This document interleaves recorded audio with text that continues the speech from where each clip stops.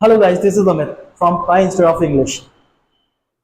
So let's start our vocabulary session. The first idioms of today's will be, look at the board, rolling stone. Rolling stone. Rolling stone. Rolling stone का बच्चों क्या मतलब होता है? Rolling stone का मतलब होता है जो कभी भी एक व्यवसाय में नहीं टिकता है, ऐसा व्यक्ति। ऐसा व्यक्ति जो कभी भी एक व्यवसाय में नहीं टिकता है, कभी ये व्यवसाय, कभी वो व्यवसाय, कभी ये प्रोफेशन, कभी ये प्रोफेशन, तो उस व्यक्ति को हम कह सकते हैं रोलिंग स्टोन। क्या कहते हैं? Rolling stone. तो हम यहां पर इसे अपने सेंटेंस में अगर यूज करें तो हम कह सकते हैं Rohit is a rolling stone because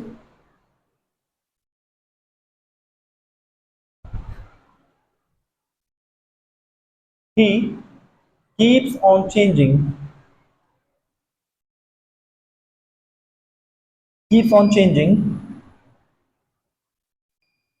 his jobs। आप जॉब कह लीजिए, प्रोफेशन कह लीजिए, कुछ भी कह लीजिए। Rohit is a rolling stone because he keeps on changing his jobs. चलिए नेक्स्ट है हमारा इन full swing. In full swing. Full swing का मतलब होता है जोरों पर। जब कोई भी काम जोरों पर होता है, जैसे मान लीजिए कोई कंस्ट्रक्शन चल रहा है, तो कंस्ट्रक्शन क्या है, वो बहुत ज्यादा जोरों पे है। मान लीजिए एग्जाम की तैयारी आप कर रहे हैं, तो बहुत ज्यादा जोरों पे कर रहे हैं, तो you are preparing for the exam in full swing. In full swing. तो चलिए इसको हम अपने सेंटेंस में यूज कर लेते हैं। यू आर, सेंटेंस का सब्जेक्ट तो हमारा कुछ भी हो सकता है, चाहे हम वी कहें, यू कहें, कुछ भी कह सकते हैं। You are working on your exam in a full swing। In a full swing, तो ये हमारा यूज हो गया सेंटेंस में। You are working on exam in a full swing. ये हमारा सेकंड इडियम था आज का। मैं अब थोड़ी जगह बना लेता हूं तीसरे इडियम के लिए।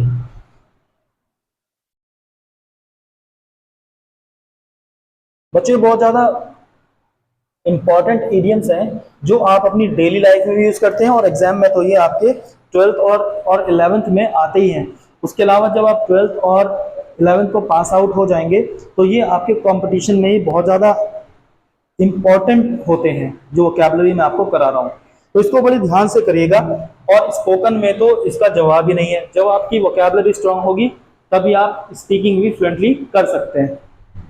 नेक्स्ट है आपका इन the prime, in the prime of life. In the prime of life. In the prime of life का मतलब होता है बच्चों युवा अवस्था। युवा अवस्था। तो इसको अगर हमें सेंटेंस में यूज करना है तो हम कह सकते हैं द बॉय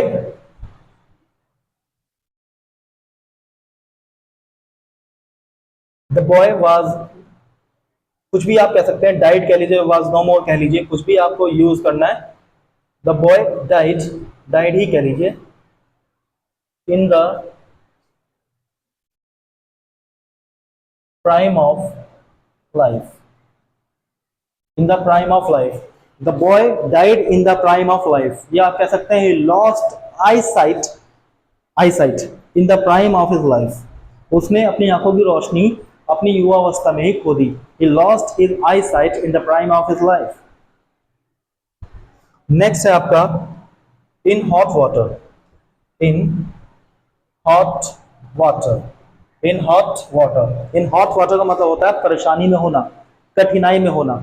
जैसे many persons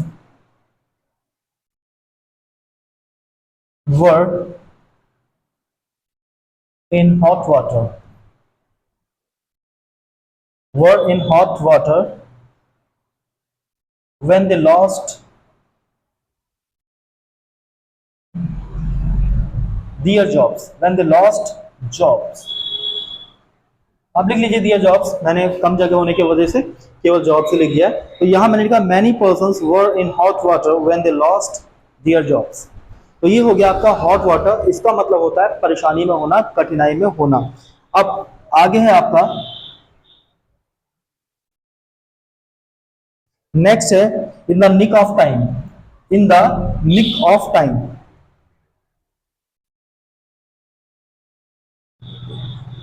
in the nick of time. In the nick of time का मतलब होता है ठीक समय पर, ठीक समय पर। जैसे अभी रवि आया, तो रवि बिल्कुल क्लास स्टार्ट होने के ठीक समय पर आ गया, तो Ravi reached here in the nick of time, in the nick of time. तो हम इस सेंटेंस, इस इडियम को अपने सेंटेंस में यूज कर सकते हैं। जैसे my friend started job, started a job in the nick of time।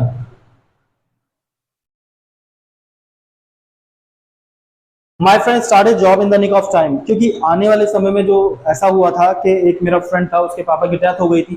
तो डेथ से 6 महीने पहले उसने एक जॉब को स्टार्ट किया था, अपनी मतलब जॉब करना शुरू किया था। तो he started job in the nick of time, ठीक समय पर उसने जॉब शुरू कर दी थी, वरना बहुत ज्यादा परेशानी में होता, otherwise he would be in the hot water, जैसे अभी हमने हॉट वाटर यूज किया ना। तो नेक्स्ट है आपका in a nutshell. In a nutshell, in nutshell का मतलब होता है संक्षेप में। क्या होता है बच्चों इसका मतलब? संक्षेप में। आपका जब हिस्ट्री का पेपर आता है तो वहां लिखा होता है संक्षेप में। यूपी बोर्ड के जो बच्चे होते हैं तो उनका लिखा आता है कि जो क्वेश्चन है इसका आंसर आप संक्षेप में दीजिए, तो होता है इन नटशेल। जैसे मैं किसी से बात कर रहा हूं और मैं उससे केवल मुद्दे पर बात करना चाहता हूं, वो इधर उधर की बात कर रहा है, इज टॉकिंग रबिश, तो मैं उससे कह सकता हूं answer the question in a nutshell, please give me the information in a nutshell. तो मैं कह सकता हूं यहां पर inform the matter me the matter, inform me the matter in a nutshell. मुझे मामले की जो जानकारी है वो संक्षेप में दो। Inform me the matter in a nutshell, जैसे answer the question in a nutshell. तो ये हो गया आपका नटशेल। तो अगला है हमारा इन ल्यू ऑफ। बहुत ज्यादा इंपॉर्टेंट है इन अ नटशेल, और इसके बाद जो आने वाला है in lieu of. In of, in lieu of का मतलब होता है के स्थान पर, के स्थान पर। जैसे Kapil played in the team, played in the team in lieu of Ravi. तो क्या मतलब हुआ बच्चों इसका? Kapil played in the team in lieu of Ravi, in lieu of Ravi, के स्थान पर। इन ल्यू ऑफ रवि मतलब के स्थान पर। तो इनका जितना आप यूज करते रहेंगे ना, आपकी जो वोकैबुलरी है ना स्ट्रांग होती रहेगी। और अगर वोकैबुलरी आपकी स्ट्रांग होगी तो आप कोई भी एग्जाम आराम से निकाल सकते हैं, और आपकी जो स्पोकन इंग्लिश है, स्पीकिंग कॉन्वर्सेशन स्किल्स है, वो तो आपके बढ़ ही जाएंगे अपने आप। नेक्स्ट है आपका in order to. In order to,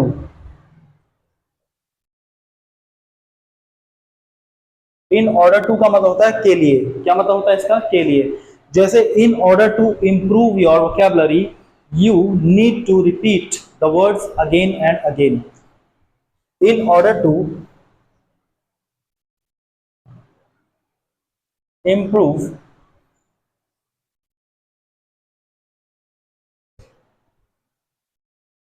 your vocabulary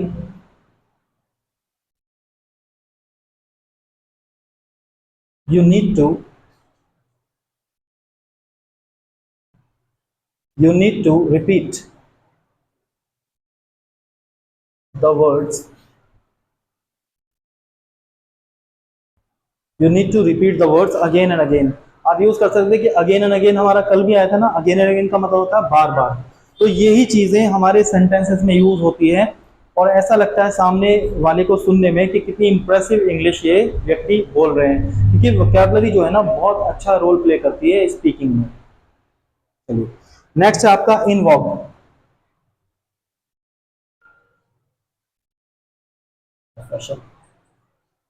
next है आपका इनवॉक्यू।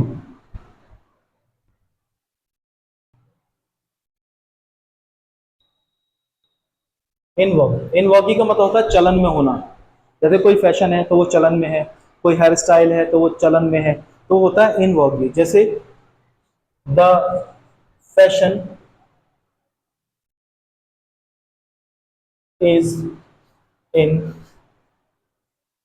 वॉग। कोई भी एक फैशन है जिसकी बात चल रही है तो आप कह सकते हैं the fashion is in vogue, the fashion is in vogue. ऐसी बहुत सी चीज चलन में होती है। चलन में होने का मतलब तो आप अच्छी तरह समझते ही हैं, तो उसको हम इंग्लिश में कह सकते हैं इन वॉग। नेक्स्ट है आपका इनफिक्स। इनफिक्स, इनफिक्स का मतलब होता है बच्चों दुविधा में होना, दुविधा में होना। जैसे when I answer the question I was in a fix whether it was correct और रॉन्ग। तो हम कुछ भी कह सकते हैं। एक छोटा सा सेंटेंस मैं आपको लिख के देता हूं, मोहित वॉज इन अ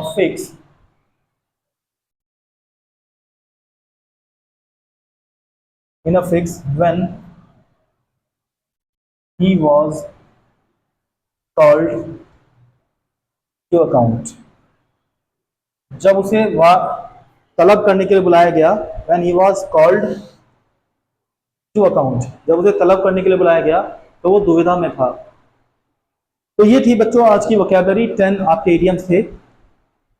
मेरी आज ये छठी क्लास है इडियम्स की, तो इसका मतलब 60 इडियम्स आज आपके पास पहुंच जाएंगे शाम तक, ये मैं अपलोड भी कर दूंगा। मैं 2 या 3 क्लास इडियम्स की और लूंगा, उसके बाद में फ्रेजल वर्ब्स को शुरू करने वाला हूं। वो बहुत अच्छी चीज होती है अपनी इंग्लिश में। तो चलिए आज के लिए इस क्लास में इतना ही। नमस्कार।